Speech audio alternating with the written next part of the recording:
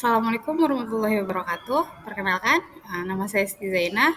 Di sini saya akan membahas mengenai asesmen di ruang kelas yang sebelumnya sudah saya analisis pada tugas sebelumnya. Di sini saya akan mengulas asesmen di ruang kelas. Baiklah, di sini saya akan mengulas mengenai tugas yang sebelumnya, yang dimana saya menganalisis asesmen di ruang kelas.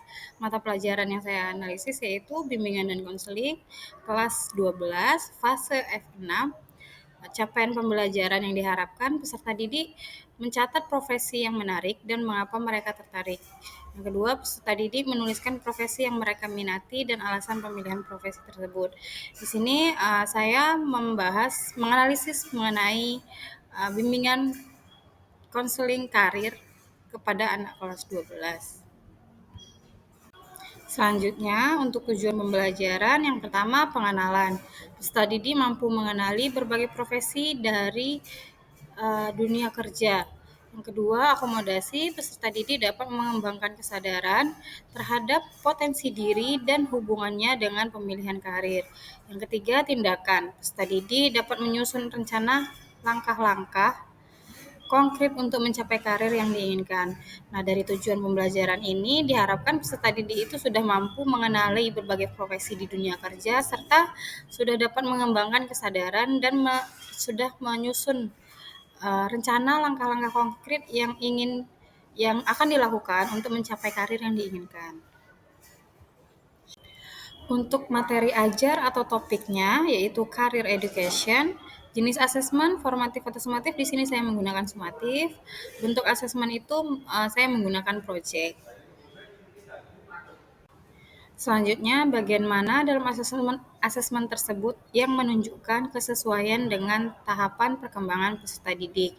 Nah, peserta didik menuliskan profesi yang mereka minati dan alasan pemilihan profesi tersebut sehingga peserta didik dapat membuat rencana awal atau action plan untuk mencapai profesi tersebut seperti keterampilan yang perlu dikuasai dan jalur pendidikan yang harus ditempuh. Di sini peserta didik diharapkan sudah mampu berpikir dan menuliskan apa yang mereka minati dan mengapa mereka memilih profesi tersebut. Di sini peserta didik diarahkan untuk membuat rencana untuk mencapai profesi tersebut seperti keterampilan yang perlu dikuasai dan jalur pendidikan yang harus ditempuh. Selanjutnya, bagian mana dalam asesmen tersebut yang menunjukkan kesesuaian dengan perlunya mempertimbangkan aspek lingkungan, budaya, dan karakteristik peserta didik. Sini setiap peserta didik diminta untuk mencatat apa saja persiapan yang perlu disiapkan, yang perlu dilakukan untuk mengejar profesi tersebut, pendidikan, keterampilan, dan pengalaman. Contohnya seperti peserta didik memahami pentingnya keterampilan komunikasi atau kerja sama tim dalam profesi tertentu. Nah, di sini peserta didik diminta untuk berpikir kritis dan mencatat apa saja yang sekiranya menurut mereka perlu dilakukan untuk mengejar profesi tersebut. Gunanya untuk kita mengetahui sejauh mana pemikiran dari peserta didik mengenai profesi yang dia pilih. Selanjutnya, bagian mana dalam asesmen tersebut yang menunjukkan kesesuaian dengan kemampuan peserta didik.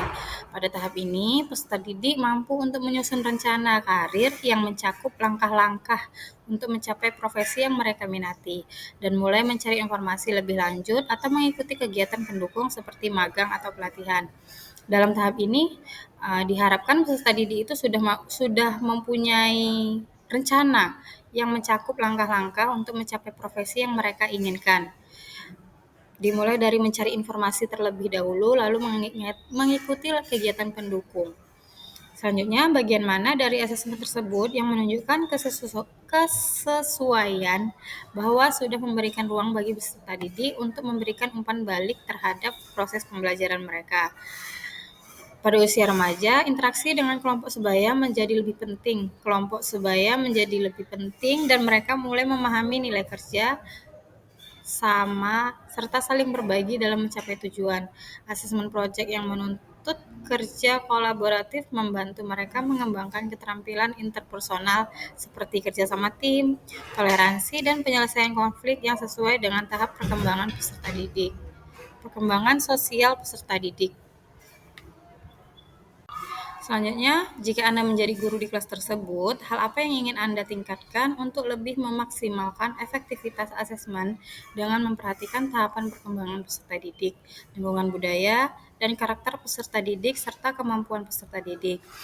Nah, di sini jika saya menjadi guru di kelas tersebut, hal yang ingin saya tingkatkan untuk lebih memaksimalkan efektivitas asesmen proyek karir education yaitu dengan memperhatikan tahapan sebagai berikut. Yang pertama, menyesuaikan proyek dengan tahapan perkembangan dengan menggunakan proyek yang relevan, memberi tantangan yang sesuai, serta mempertimbangkan zona perkembangan proksimal.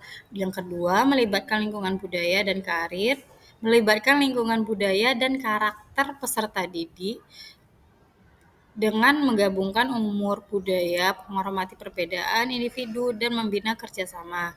Yang ketiga, memperhatikan kemampuan peserta didik dengan menganalisis kemampuan peserta didik, memberikan scaffolding, serta memberikan berbagai pilihan proyek.